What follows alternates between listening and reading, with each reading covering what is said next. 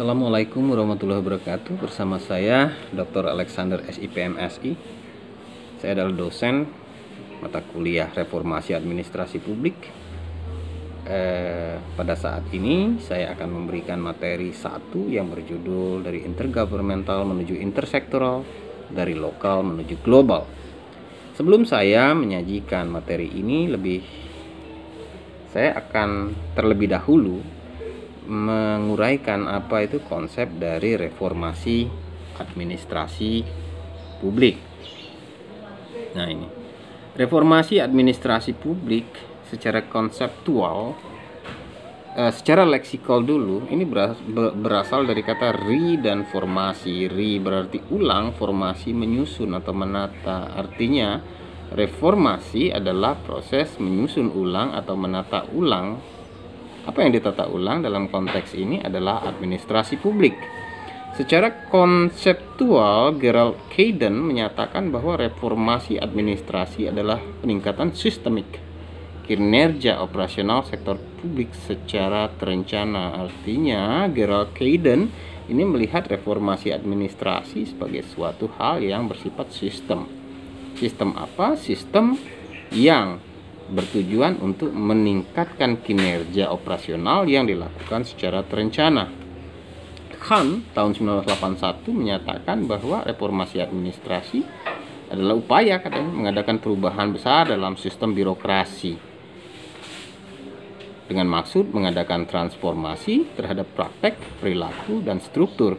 Artinya, reformasi menurut Khan adalah reformasi terhadap tatanan praktek, tindakan, dan sistem juga karena menyangkut struktur yang bertujuan untuk melakukan perbaikan dari administrasi publik. Kuah tahun 1976 menyatakan bahwa proses reformasi administrasi publik adalah proses yang terencana. Artinya proses yang disengaja untuk mengadakan perubahan terhadap struktur dan prosedur dalam meningkatkan daya guna organisasi dalam mencapai tujuan pembangunan. Saya dalam konteks ini cenderung sangat lebih sepakat dengan apa yang dikatakan oleh Azizi yang menyatakan bahwa reformasi administrasi adalah satu manajemen perubahan. Menurutnya tidak ada, walaupun tidak ada reformasi 98, tapi perubahan tuntutan dan kebutuhan terhadap layanan ini akan tetap melahirkan upaya perbaikan terhadap birokrasi untuk memenuhi kebutuhan dan tuntutan masyarakat tersebut. Nah, dengan demikian rasanya sangat relevan jika Guy dan Rubin menyatakan bahwa reformasi administrasi ini dapat terkait dengan perubahan atau evolving dari administrasi publik, sehingga administrasi publik dari sejak lahirnya di awal abad 20 hingga saat ini ya memang harus berubah. Baik, esensi perubahan pertama dari yang dikatakan oleh Guy dan Rubin ini adalah menyangkut bagaimana katanya kita merubah intergovernmental menuju intersektoral. Seperti kita ketahui bahwa kalau kita bicara apa yang diwariskan oleh scientific management, ini sebenarnya organisasi yang kompleks.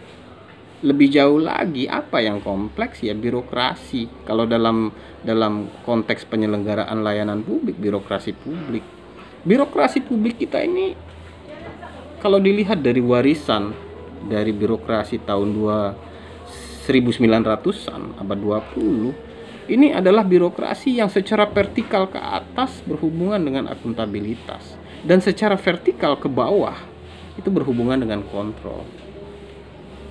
Secara horizontal ini berhubungan dengan koordinasi.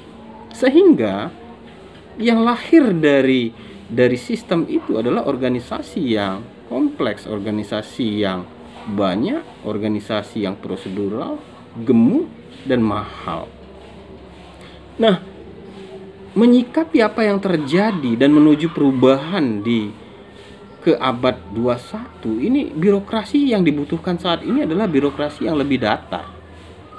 Birokrasi yang lebih datar. Artinya birokrasi yang lebih banyak melakukan fungsi-fungsi horizontal. Birokrasi yang diharapkan adalah birokrasi yang memberikan grant, memberikan hibah kepada lembaga-lembaga, kepada individual juga untuk melakukan grant ini, hibah untuk melakukan fungsi-fungsi pemerintahan. Misalnya bantuan terhadap panti asuhan, bantuan terhadap penelitian, bantuan terhadap olahraga, terhadap penyandang cacat dan lain-lain. Nah, kemudian untuk melakukan pelayanan, pemerintah dapat juga melakukan contract out, membeli pelayanan terhadap kepada pihak swasta atau publik yang mampu menyediakan pelayanan publik kepada masyarakat. Sehingga yang terjadi, birokrasi kita adalah birokrasi yang kecil, yang slim, yang murah, tapi efisien dan lincah. Nah, inilah sebenarnya esensi dari intergovernmental menuju intersektoral. Selanjutnya, yang kedua, kalau kita bicara evolving, perubahan, ini adalah orientasi dari lokal menuju global. Globalisasi seperti kita ketahui adalah jaringan menurut Lake, Kahler dan Lake tahun 2003, jaringan yang berketerkaitan, ada interlink yang menjembatani jarak antar benua, sehingga tetap ada jarak tapi terjembatani. Nah, lebih jauh, Carson tahun 2006 menyatakan bahwa globalisasi adalah gambaran mengenai internasionalisasi pasar keuangan dan pasar barang atau jasa, sehingga batas-batas negara itu semakin sedikit atau bahkan dihilangkan, karena pasar keuangan dan pasar barang jasa ini melintasi batas-batas itu, borderless state. Tetapi saudara-saudara sekalian, kalau kita bicara globalisasi, ini tidak semudah itu. Globalisasi ini dibutuhkan, tapi juga ditentang oleh beberapa negara, karena memang itulah sifat dari dilematisasi globalisasi. Dibutuhkan, tapi juga ditentang. Dibutuhkan, tapi juga dijauhi. Nah, apa itu implikasi ini, implikasi dilematis? Pertama, ketegangan antara penyusunan kebijakan publik dengan pasar. Kebijakan publik ini tidak selamanya dapat positif direspon oleh pasar. Misalnya pelayanan barang dan jasa secara murah, ini pasar belum tentu merespon. Atau pasar berkeinginan untuk melayani kepentingan publik, tapi kebijakan publik sebagai perwakilan dari negara ini tidak semudah itu untuk mengakomodasi kepentingan pasar karena alasan etik, politik, dan lain-lain. Yang kedua, implikasi dilematis dari globalisasi ini konflik kedaulatan negara dan jaringan pemerintah. Globalisasi bertujuan melenyapkan batas-batas wilayah, borderless state. Tapi negara itu punya tujuan esensinya melindungi kedaulatan. Nah, disinilah sebenarnya kepentingan yang dilematisnya di sini. Di satu sisi kita membutuhkan barang yang cepat dan murah, tapi di sisi lain kepentingan ideologis, batas-batas wilayah harus dijaga. Kemudian implikasi dilematis ketiga yaitu ambivalensi parokial dan globalisme. Kenyataan bahwa di negara berkembang budaya parokial, budaya tidak peduli, budaya yang apatis ini masih sering, masih hidup dan berkembang. Nah, ini tidak bisa ditolerir oleh semangat globalisasi. Globalisasi membutuhkan partisipasi, membutuhkan kesetaraan. Nah, ini 1, 2, 3 ini, 3 hal inilah sebenarnya yang harus kita eliminir, sehingga yang terjadi adalah akibatnya globalisasi ini membutuhkan apa yang kita sebut dengan good governance. Good governance adalah tata kelola pemerintahan yang baik. Tata kelola pemerintahan yang baik ini merujuk pada sistem di mana siapapun yang mempengaruhi pengambilan keputusan ini merupakan bagian dari tata kelola pemerintahan. Ada executive agent, agen pemerintah eksekutif, ada civil society, dan ada bisnis, ada niaga yang berpengaruh dalam tata kelola pemerintahan. Nah, untuk itu perlu dijaga dengan sistem yang baik, di mana sistem itu harus ada partisipasi, ada rule of law, ada transparansi, ada efektif, efisien, profesional, equality, dan visi yang integratif. Nah, kemudian esensi dari globalisasi ini sebenarnya kita saat ini menuju pada smart practice, bukan best practice.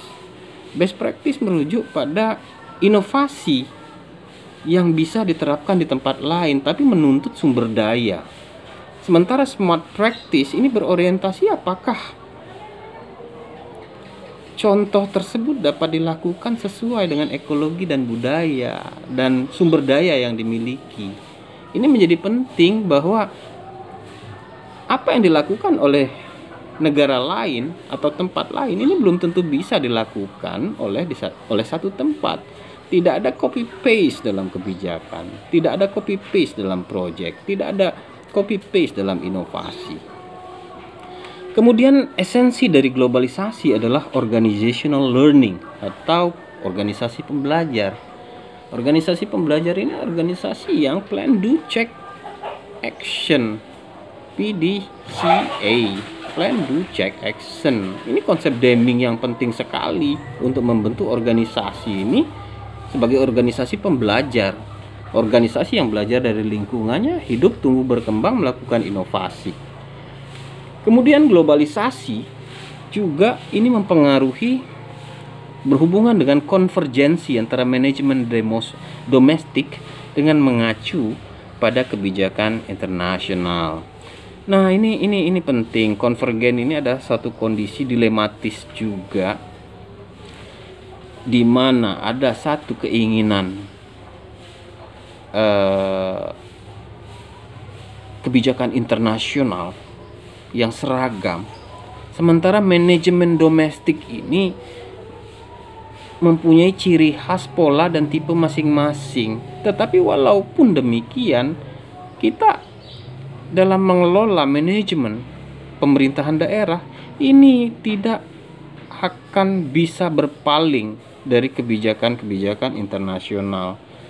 Betapa ekologi administrasi ini sangat terpengaruh dengan kebijakan-kebijakan internasional dan itu bersifat konvergen. Kita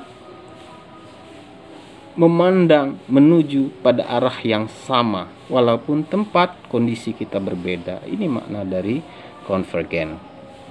Baik, saudara-saudari mahasiswa Magister Ilmu Administrasi Publik Universitas Hazairin, demikian dulu penjelasan saya mengenai materi pertama, ilmu administrasi, reformasi administrasi publik, dari intergovernmental menuju intersektoral, dari lokal menuju global.